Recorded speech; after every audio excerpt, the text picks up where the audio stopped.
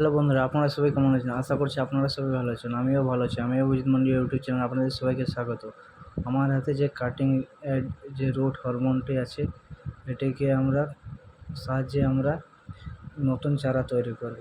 তো প্রথম আসুন দেখা যাক কী করে চারা তৈরি করি। প্রথমে আমরা এই কাটিং রুট পাউডারটা আমরা নিয়ে নেব 1 চামচ মতো। প্রথমে একটা বাটির মধ্যে আমরা কিছুটা পরিমাণে জল নিয়ে নিচ্ছি এবং এর থেকে 1 চামচ পাউডার আমরা অ্যাড করে ভালো করে মিক্স করে দেবো। একটা স্টিক দিয়ে আমরা ভালো করে নেড়ে নিচ্ছি। ভালো করে মিক্স হয়ে গেছে।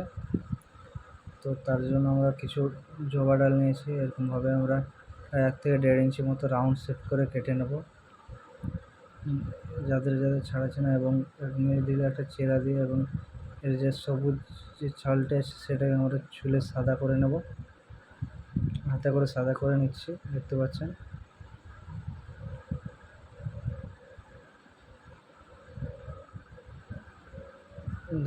আমার সাদা হয়েছে।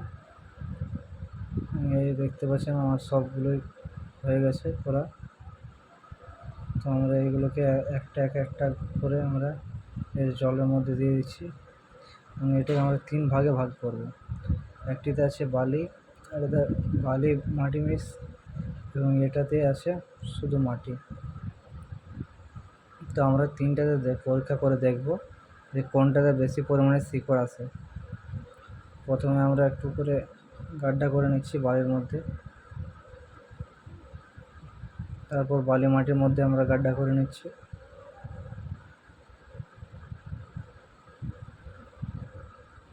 তারপর আমরা মাটির মধ্যে গাড্ডা করে নিচ্ছি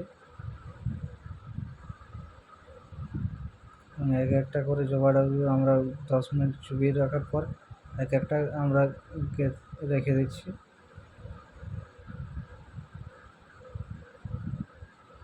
এটা বালি মাটির মধ্যে দিয়ে দিচ্ছি। আর একটা আমরা